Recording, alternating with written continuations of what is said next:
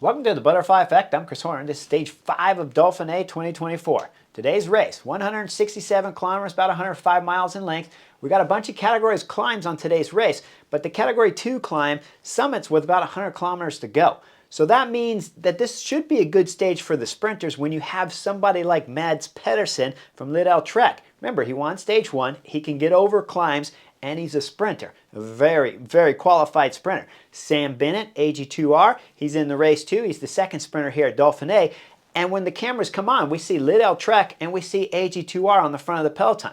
We go up and look at what the Breakaway looks like. We got 3 riders up there. Holter from X is up there. We see Lebert up there in the KOM jersey. And then Tobias Bayer from Albacete de Koenig is up there. Doesn't take very long. We're at about 75, 78 kilometers to go. And we'll see the X rider as he loses the front end in second place. His bike goes down, he slides across the road, and Holter's having some problems right here as he's crashing with 75 kilometers to go in today's race.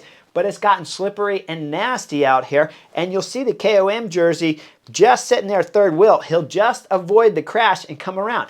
Now, if I point out something with Holter, because it's really slippery on the road right now, when he crashes, you can see him adjusting his body position and actually lifting himself up onto his cleats and his pedals as he's sliding. I've had this happen many times when I've crashed in the rain and you're sliding a long time. You have time to actually readjust your position and try to get yourself up off the ground, and that's what we're watching Holter do. Now, he'll jump on a spare bike, he'll get back going, and he'll catch back up to the front guys. But he's not going to be there for too long because with about 45 kilometers to go, he starts having some problems on the descent again. And it looks like he's a little bit undecisive about how much air pressure he has in the tires or whether if his bike's handling well. Or could be, whenever you're fiddling with your bike at this moment, they could be feeling something under the tires that's slipping and sliding a bit too much. And that's why we see Holter, he backs off, lets the throttle off just a little bit, and we'll see Lebert has to bridge the gap back up to Tobias Bayer. Now, when we go back to the Peloton, what was happening back there? Lidl Trek and AG2R were right in the front. But with 55 kilometers to go, things had started to get very nervous. Certainly, once guys in the Breakaway start crashing and it's wet and slippery out, the Director Sportifs are going to tell all the main teams, Bora Hansgrohe, UAE Team Emirates, and of course Soudal Quickstep with the race leader Remco Evenepoel after yesterday's fine time trial victory. Those teams are always going to start pushing to the front, and we see Visma Lease bike at the front throughout the whole part of the video being on here on today's stage 5. This is a little bit new territory because remember, they've been riding a little more in the middle, a little more at the back on the stages 1, and then coming to the front on the more mountain stages of 2 and 3. But now they're at the front, full flight. We know it's getting nervous back there because even Visma Lease bike's up there and all the teams are represented with Lidl Trek starting to form at the front. Now, we're coming down the next descent. We're about 35 kilometers to go. Tobias Bayer is on the front. He's got a gap behind with Lebert back there in the KOM jersey chasing as they're coming through the town. Tobias Bayer is going to sit up. He's going to pat his hip. That's his code sign there for I'm waiting for you. Get back on. He gets back on. And those guys go up to the next KOM just about with 26, 28 kilometers to go. Lebert secures some more KOM points. Now, this will help him out to keep the jersey after today's stage 5. But we still got the mountain stages starting really big time for the next 3 days when we're talking about stages 6, 7, and 8. Now the Peloton, as they're coming up over this KOM, everybody knows it's danger control. Everybody's got red lights flashing. Every radio is going off from their director saying you have to get over the top. And we'll see at the front of the group, they're flying over the top of this last KOM here, going full gas as they're dropping down the descent with just under 25 kilometers to go. Look at the back Peloton as they're going over this KOM though. These guys are sprinting back here, so you know at the front, it's full gas. And as they drop down the descent, oh, it's going to get crazy and nasty. There's going to be a big time crash. We look at the camera from the back. We got 2 Astana riders back there. Tejada's a little bit over to the left and Anton's on the right. We look behind Tejada. That's Roman right there from DSM, Roman Cobot. And as Tejada in front starts seeing the crash happening in front of him, it's so slippery, he's starting to move a little bit to the left. Roman Cobot from DSM starting to hit the brakes, but he hit it a little bit later, so he has to move hard to the left. Once he does, he just barely misses Tejada there. He goes sideways. The back end's getting all kicked off. He's going up into the hillside there where the ditch is on the left side. He hits that, rolls hard, and then comes out and hits his head hard on the edge there between the concrete and the grass pavement. Hopefully, when we're talking Roman Cobot, he's okay right here on this stage 5 because this was a nasty crash with a lot of speed. Now, what happened over to the Astana riders? Let's go back and back the film up as we look at Anton back there once the crash started happening in front of him. What's saving Anton, what's saving Tejada here from crashing? Well, first off, Tejada got very lucky that Roman Cobot went all the way to the left instead of just crashing in the back of him. Otherwise, he goes down. When we look at Anton on the right, what's saving both of these riders? Two things had to happen, of course, over there for Tejada because he had to be missed from the back wheel. But now the Peloton, if I take you when the first rider crashes in front of the two Astana riders, look at the one telephone pole there or energy pole on the side of the road there. As you can see, the Peloton is going so fast. Look down at the bottom of the screen there, shows the speed of Anton there. He's doing 65, 66 kilometers an hour. We're talking about over 40 miles an hour right now. And the riders, because the road is so wet and slippery, they're literally sliding from one pole all the way to the next pole. That allows the two Astana riders to be able to slow the bike down a little bit and avoid crashing. Now let's look at an aerial view. We see the carnage. Just about the whole Peloton went down. When we look at the front of the Peloton, there's 4 riders up there. We're talking 3 Visma Lease bikes made it through this crash. That's Sepp Kuss. That's Jorgensen, third on general classification. We see that the third rider is Thies Benoot. The fourth rider, that's Ciccone, I believe, from Lidl Trek. Those 4 guys made it through the front here. They started at the front, especially Jorgensen. He was always riding second, third wheel in the Peloton behind his teammate up at the front, but he wasn't riding fifth, sixth wheel behind his team because he wanted a better spot coming down the descent. Now it's paid off for Jorgensen as he's made it through the crash. When the camera backs up and we start looking at all the other riders, we see the race leader's yellow jersey. That right there, Remco Evenepoel, yesterday's stage individual time trial winner. He's went down and he's sitting down. He's got all his teammates wrapped around him. Now the next guy on general classification, Primoz Roglic, he goes down too, and you see him up standing next to his teammates. He's shaking out his arm, rolling his shoulder, his right arm around because he wants to make sure his shoulder's okay. He's had shoulder operations before, so he's checking that out. Everything at the front of the Peloton's been stopped now when we're talking about the 2 original breakaway riders with Tobias Bayer and with Mathies Lebert. Those guys are held up, but they only had about a 30-second gap anyways, as now some of the Peloton are starting to merge up to the front with those 2 guys. When we go back and start looking at the crash, though, we see Visma Lease bike. Yes, 3 of them made it through the crash at the front. I already told you, Jorgensen, Sepp Kuss, they're GC guys. But when we look further back, they got some problems back there because Steven Kruijswijk's went down hard and Dylan Van Baarle's went down hard too. Both those 2 riders will get up and be walking around, but both will leave the race, and we'll see Steven Kruijswijk with some kind of what looks like a shoulder injury. He'll walk his way onto the gurney, and then they'll load him up in the ambulance. Now, when we're looking over at the pseudo quick-step guys, Remco Evenepoel does get up. We see him walking back and going to his car, but let me back up the film a little bit so I can explain what's going through some of the riders' head. Immediately when you see the crash, it's like the Astana riders at the back. How do I survive? Well, with Romain Cobot, when he went off to the left, he went off into the grass. This is one of the rare moments when you crash. And I've had crashes like this many times. When I was riding with FDJ, I was supposed to do the Tour de France, and I was riding Midi-Libre in France just a few weeks before the Tour de France when I was told, you're doing the Tour de France. When I crashed, it was on a flat road. It was dry, but we were in severe crosswinds, and lining the side of the road were trees. As you go down those famous French roads and European roads with all the big trees lined on the side, I had a choice of either staying on the pavement or going in the grass. But if I went into the grass, I'd hit one of the trees lining the road, so I decided to stay on the street. This is another scenario where you absolutely want to stay on the street, because if you look at the crash of Roman Cobot, again, he had the ditch there, then he has the mountain hillside. Always on the mountain hillside, there's always something in there, some kind of big rock, something that can stop you, something that can keep you rolling. And with the ditch, the bike drops down in the ditch, everything just starts exploding into pieces. It's not a good place to crash, even though normally up here on the butterfly effect and beyond the coverage, I would always tell you, you pick the grass. But on the hillside, it gets complicated. On the right side with the poles, you never want to go there. So you basically want to stay in the street. And at that moment, when the riders are coming down like the Astana riders, if they were to crash, or if we take the riders in front of them, like the Bahrain victorious rider a little bit onto the left side, once he crashed, he got up and ran off the road right away, worrying about other riders coming behind him. So when you're coming into that section, you know you can't go left, you know you can't go right. Every time when I've crashed in this scenario, I look for a body, to tell you the truth. I look for someone that's already down on the ground, and I try to land on a person or body or even a bike is better than actually hitting the road. But I'll still take the road when it's wet and slippery over the telephone pole and over the mountainside with the ditch, because that normally doesn't come out well for you if the bike drops down into some kind of hole. As I already told you, things just start exploding on the bike.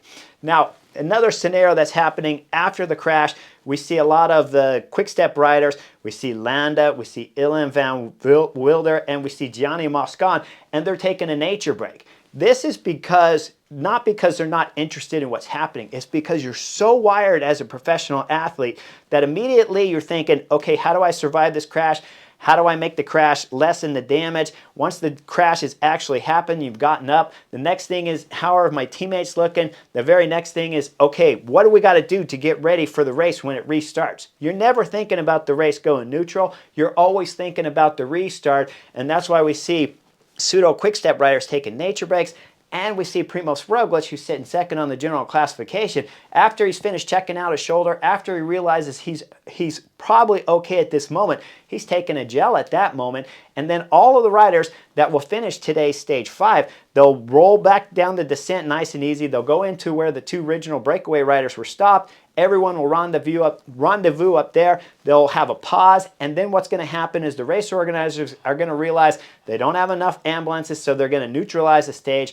The whole group is going to ride into the finish of the race. Now, what's going to happen tonight at the hotel, as today's race didn't count? There was no stage winner. The only classification that worked on today's stage that they continued was the KOM jersey, which I told you Libera already got. Everything else was neutralized. But there is a ton of work to do after a stage like this. The mechanics have to fix bikes left and right. They're going to be up all night and very early in the morning to get the bikes prepped with so many riders crashing. The director sportives, they're in crisis mode. I told you Visa Lisa Bike, they had 2 riders leave the race, Dylan Van Barley and Steven Kruijswijk. Both those 2 riders are scheduled to do the Tour de France. On their Tour de France roster, they had 8 riders listed on that roster, and I can tell you, Christophe Laporte might have been a question mark for the Tour de France. Jan Tratnik did the Giro along with Christophe Laporte where he crashed. Jan Tratnik was doing the whole Giro, so he might be tired, and he might have only been on the list of the Tour de France because they needed to put riders down, and they were going to change them out later. So that's 2 riders out of 8 that are already probably questionable for the Tour de France, but now you're losing Steven Kruijswijk if the injury today, which looked like it to his shoulder, if that's a problem and he can't get back on his bike. Because remember, we're getting down to 3 weeks' time before the Tour de France starts. So Steven Kruijswijk's going to be questionable. Dylan Van Barley's out of the race today, so he could be questionable. That's 4 riders on Visma Lease bike out of an 8-rider team that most likely won't start the Tour de France. But now, Jan Tratnik and Christophe Laporte might be the guys they have to take, so hopefully their form's getting a little better. Now, when we start looking a little further into that Tour de France roster, remember, they don't even know if Jonas Vingegaard right now is going to start the Tour de France.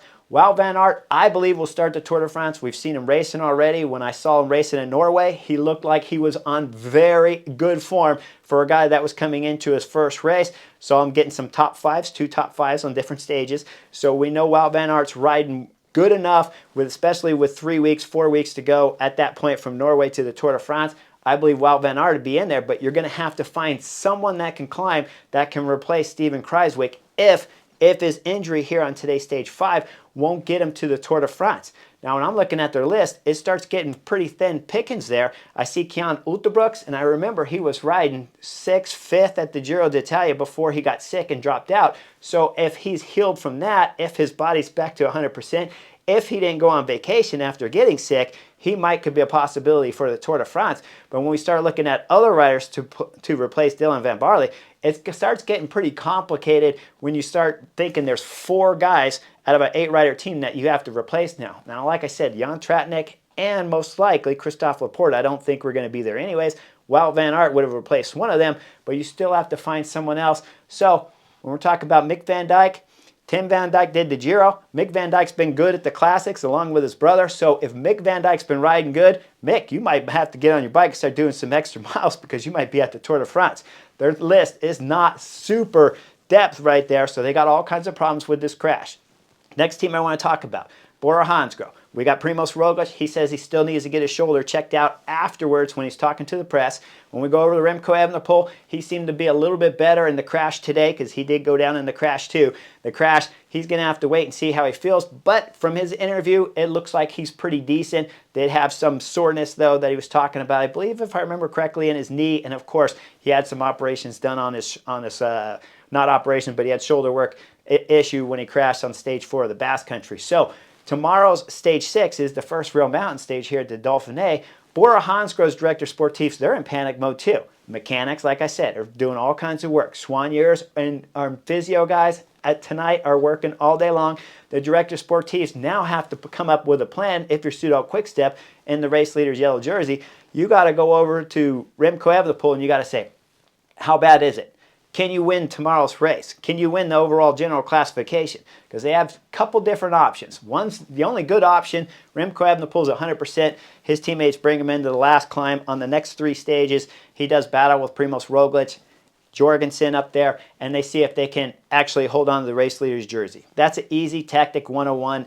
It's like butter, spreads easy. It's easy to understand. But when we start talking about the other 2 guys, Landa and Elan van Wilder, if Remco Evenepoel says, I don't know, I'm bad, maybe he needs to wait till the race starts tomorrow. Maybe he needs to decide in the race and just say, nope, I got problems. I hit my knee in the crash yesterday. I'm sore. My shoulder's not working right. Something's not right. I need to back off.